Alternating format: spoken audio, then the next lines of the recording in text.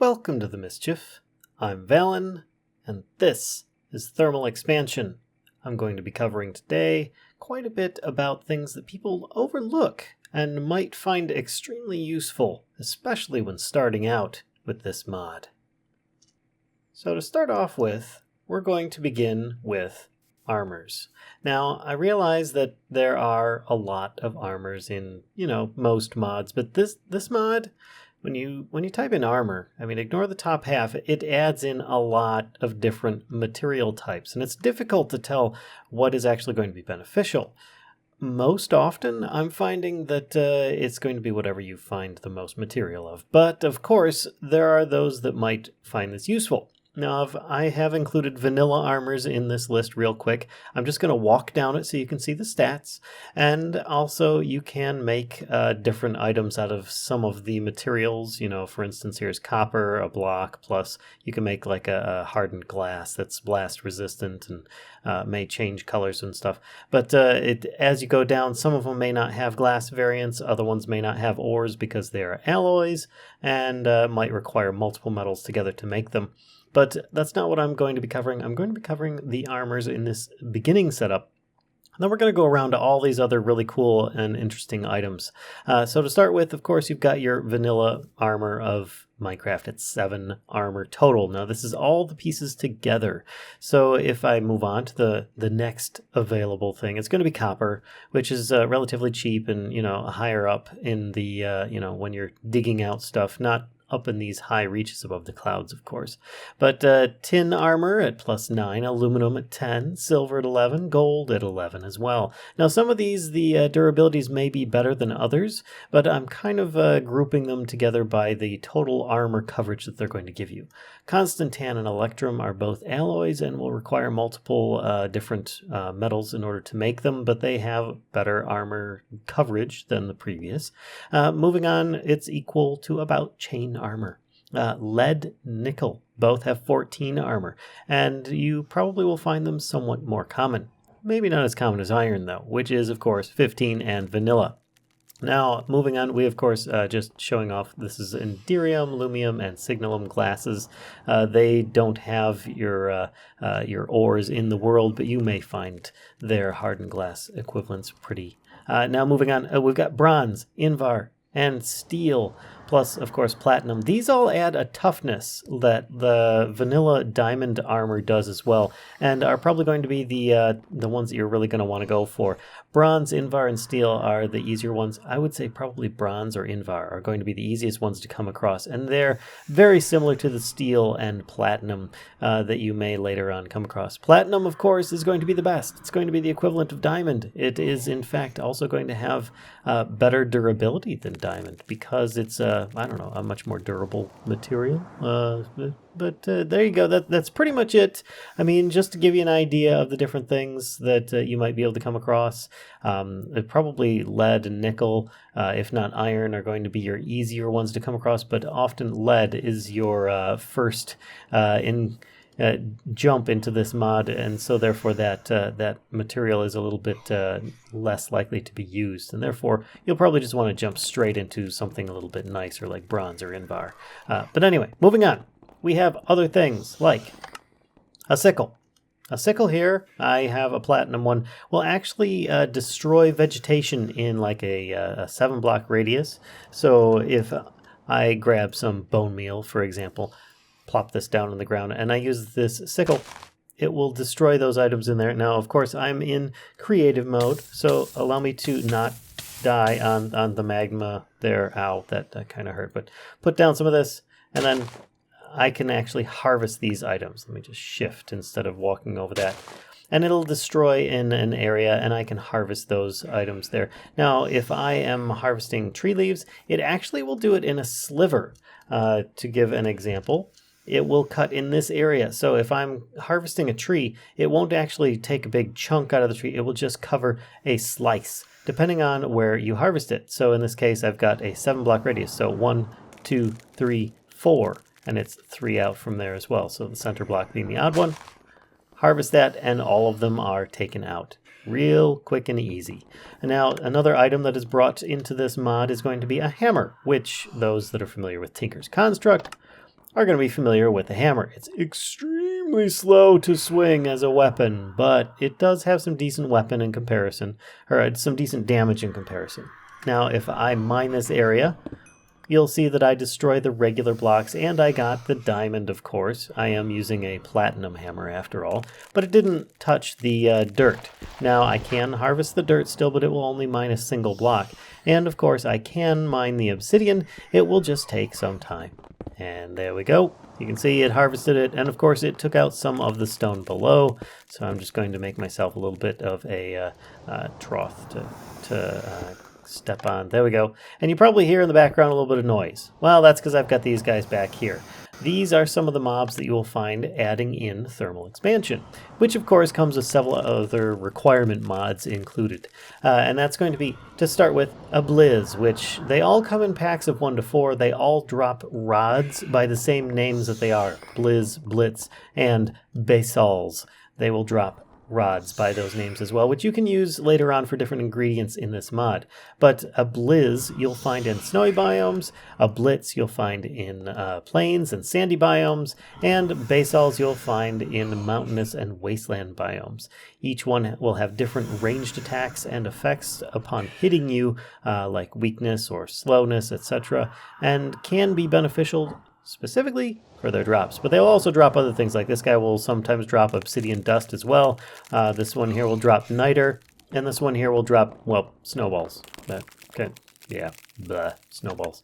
But anyway, you get the idea there. So something else that is going to be really cool is satchels. These here, I'm sure you guys are familiar with all sorts of backpacks and all sorts of mods. These ones are a little bit different than the ones you might be used to, and they're much, much simpler, actually. So if I take a basic satchel, which the recipe on this is really, really basic. I should show that the hammer is just like a few ingots around some sticks, and the sickle is just like 3 ingots around a stick. Those ones are basic. But the satchel recipe here, this is the most entry-level one. This is your basic satchel. A few leather, a couple of ingots, and some wool will get you a basic satchel. And you open it up and you're like, okay, that's not impressive, but it is expandable, and it's required in order to upgrade. So for instance, if I grab a hardened satchel and I look at the recipe for that, it requires the basic one and all of these items around it, Invar and tin, and so on. So therefore you will have to upgrade them.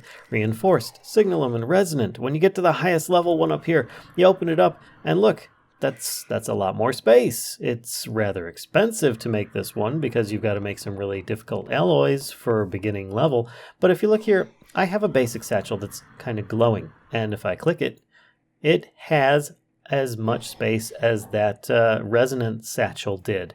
The reason being is that it has been expanded with an enchantment called Holding, which I will cover in just a moment.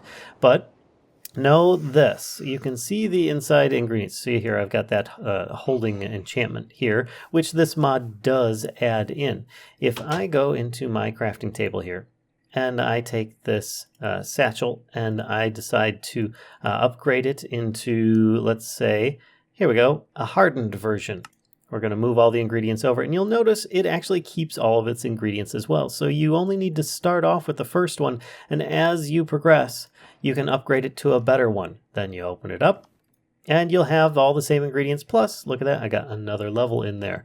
And then you can always upgrade that further to the next level, next level, next level, and just keep on making it bigger and bigger and bigger of a backpack as you progress with your technology.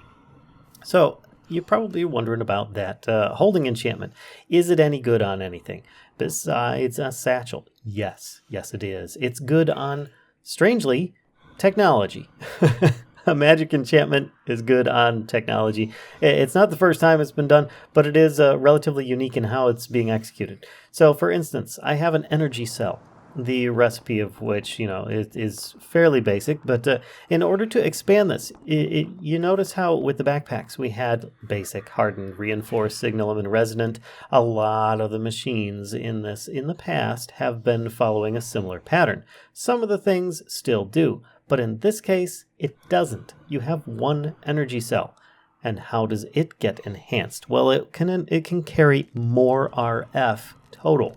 And by doing so, Of course, you can use it in other applications, but in this case, if you give it a holding enchantment, for instance, it's on holding 4, it now will store 6 million RF, as opposed to its current 2 million RF. So each additional level of holding will increase its RF storage capacity.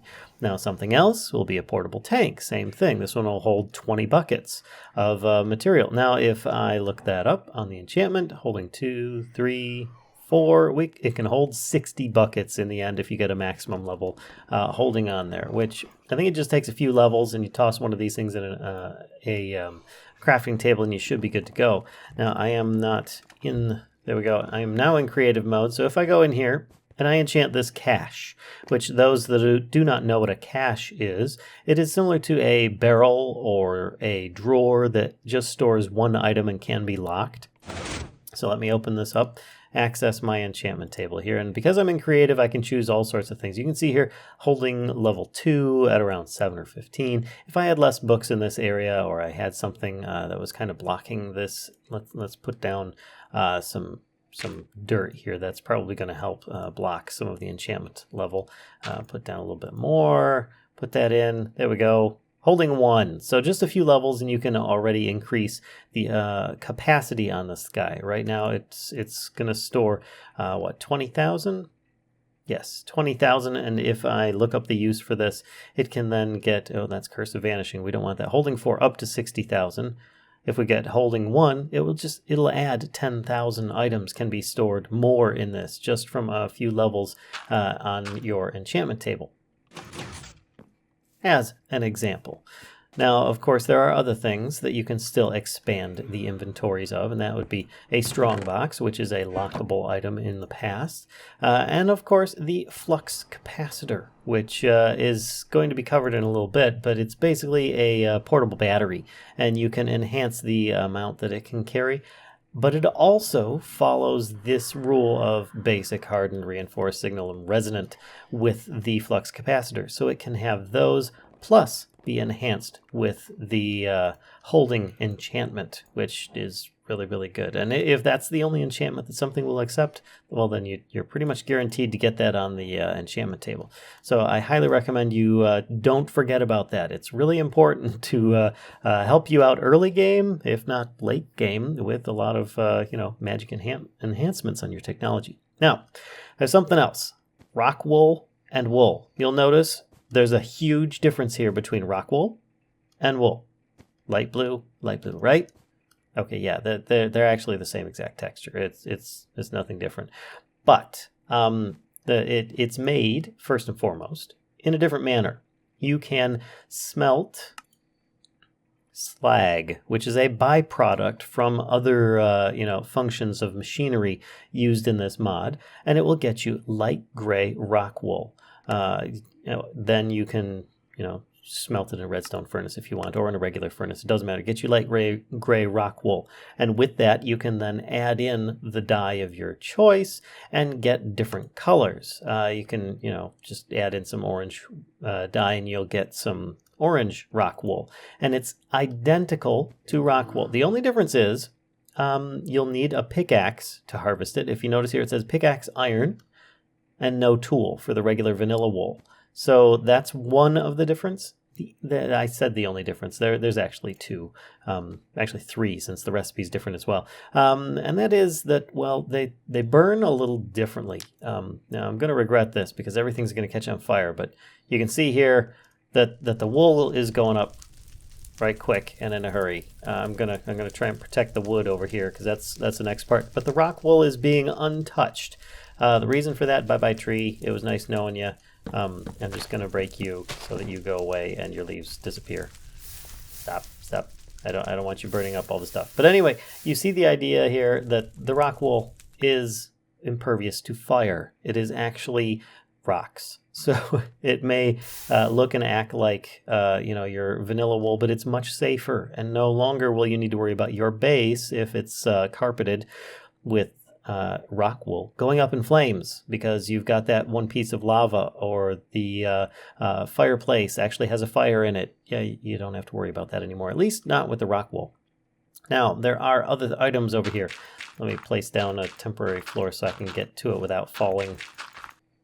The Crescent Hammer is the next one here. And the Crescent Hammer, most of you already know what it can do. And that's primarily using it on machines to pick them up quickly or something. But it's also something else.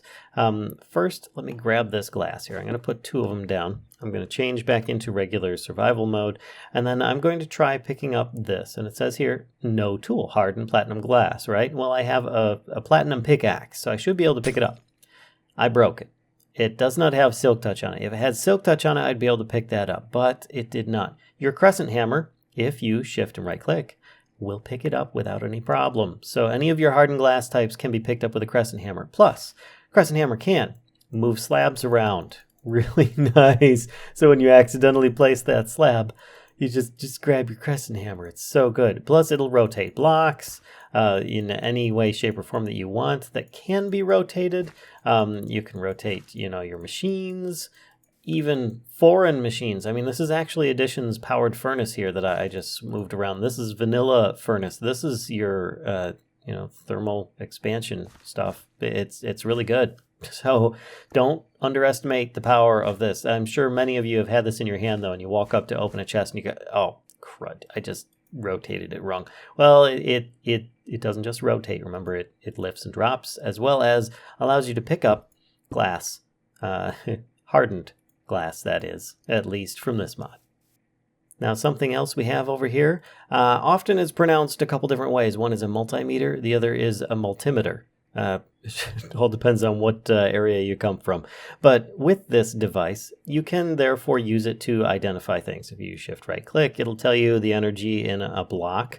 It will also tell you information about a cache, what is in it, and so on. It also works on power ducts and lets you know if there's a residue or residual amount of energy in it. So if you're wondering how come this didn't get the power that it had, is there something in the power that's going through? This might also help you out with that, among other things. It does work in a similar manner to my current identifier up there in the top left that says Cache Basic Thermal Expansion X Pickaxe. That is the one probe, which is similar to Wayla. But this here will act in a similar fashion, but often give you a little bit more information that perhaps those programs might not. And of course, we have here a Signalum security lock. The recipe for this one here is very simple. It's basically a Signalum ingot and bronze ingot, and you get one of these things. And how does it work?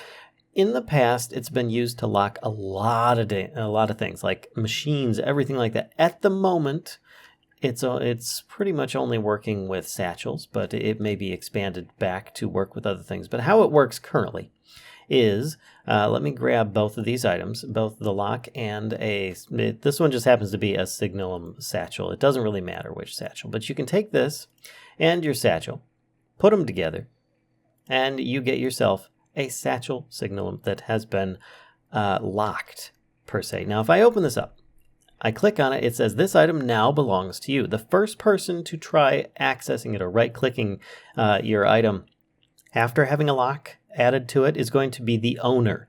So then when you open it up, you'll see it has your owner, Vallen Frostweaver. I open it up and you have options. It's always default set to public access. Now you can also set it to restricted, and you can set it to owner only, which means only I could open it. So if I gave this bag to someone else, no one else could open it. They could probably destroy it, but they could not open the bag. Now, if I go with restricted, it's like, well, how do I restrict it so that only some people will work? Well, this command here, now give or take, I'm going to actually type it in so you can see. CoFH friend, and then you can either add someone or remove them, and then their name. And in this case, I'm going to put Kashka. I add it here, Kashka successfully added to your friends list. And to give an example, I'm going to change it to remove, and she's been removed from the friends list. So therefore, that is how you put someone on your restricted list so that you can have them gaining access to your locked materials. And this should work with other items as well, once the locks have been reassigned to other things like machines and whatnot going forward. And here we have the red print, which it can be useful, not always what everybody thinks it can do. Now, in this case, red print. Remember that, red. Think redstone. That's pretty much what it's going to help you remember on different machines. The state of redstone. So it's kind of a time saver. Once you've made it once, you can then use it many times. You'll probably want to put it in a tool bag and forget about it forever. But to give an example, this one here, redstone control is currently set to high. If I go into this machine, it's set to ignored, ignored, and so on. Each one of these is currently set to ignored. So if I want to copy paste, right now, it's set to nothing, so it's blank, it says. If I want to, I can shift, right-click, and then it will actually say that it's got information. Hold shift on here, it says, use while sneaking, use on a device to transfer stored settings. Signal, enabled high. So therefore, it has currently remembered that it is on redstone high. Now I just right-click, and it will change every one of these machines to high, just like that. So therefore, you don't have to go in, open up your redstone control, click the button or anything like that. It's just a little tiny time saver. It can be useful, especially when you're doing a whole lot of machines or you've got a lot of them that you want to keep at the same state and you don't remember. So that can be useful. And if you want to clear it again, you just shift right click in the air and it gets blank just like that. Now, flux capacitors. Flux capacitors. These things are wonderful, and they're not just for going back to the future. We have multiples. I have one here, the recipe of which is going to be some lead ingots, copper ingots, redstone, and some sulfur dust, which isn't too bad to start off, but it is a portable battery and will charge items that require a charge in your inventory. Now, when you get up to a higher level one, this one here is top level without getting into creative. This one here, of course, enderium, redstone, and the previous level of flux capacitor. So you're going to have to upgrade these things. And don't forget, these things can also take the holding enchantment and increase their capacity as well. And all they do is basically increase the capacity and how fast they can transfer RF or power storage in them. In this case, you can see send, receive 12,500, 50,000. And in this case, this one is 502,000. So it's not going to send or receive RF very quickly, but it can hold 1 million RF. This one can hold 25, and neither of those have been enchanted. Now, how do they work? Well, if I have one that has power, you notice this one's got a red bar. It's been charged up already. And this one here has black bar, so it has no power in it right now. It says 0 out of 1 million RF. This one has 25 out of 25. Now, if I shift right click, it will then start transferring its power into anything that can accept it on my hotbar. Now, of course, I may have to click a few times there because it took me a moment. I had the flux capacitor, the basic one, set to not receive. But if you just shift click, you should be able to get through the settings on it so that it will start charging things that are on your hotbar. If I take this guy here, you see it's charging off of my hotbar. It stops. If I put it back on, it resumes. So therefore, as it says here, must remain in hotbar. And 1 million has been transferred over. And you can see there's a little tiny bit of a black space on this one now, and it has since charged things. Now, just to show, it's not just this mod, but you can see that it is currently charging this drill as well from Actually Additions, which is a completely separate mod. So as long as it can accept RF energy, it should be compatible in most situations, and therefore allow you to charge your powered tools or items on the go. Just a quick side note, those glass things that I was showing you earlier, the hardened glass, which of course is somewhat blast resistant and everything, you can use those to also color your beacons. I have some signalum on there already, and I'm just going to grab some enderium glass and show you that if I shift click on there, it changes the beam. So you can use each of those different hardened glasses to also change the color of a beacon. Just a little side note. And last but not least, one of the most handiest tools that you never knew that you needed. And that's going to be the Forge Lexicon. Recipe for this, lapis, iron, redstone, and gold. Gets you this book. Now, this book, it's a little confusing at first. It's like, well, why do I need this book? This book here, it's a directory, right? I could type in here and look up ingot. And you'll see all the different ingots, and you can scroll through. It's like enderium. Okay, that's really nice. What the heck? What good is this, Vallen? This is just showing you all the different ores that are currently available in the mod pack that you are currently playing. I put together a very short mod pack for this that, of course, has Actually Additions. It also has immersive engineering in it, which might have some material overlaps. To give an example, if I look up ingot and I look up copper ingots, I've got one here I also may happen to have a copper ingot here. One brought in by Immersive Engineering and one brought in by Thermal Foundation. Oh, well, that could cause some compatibility issues when you're trying to make certain tools or weapons or even armors, and you've got the wrong kind of material.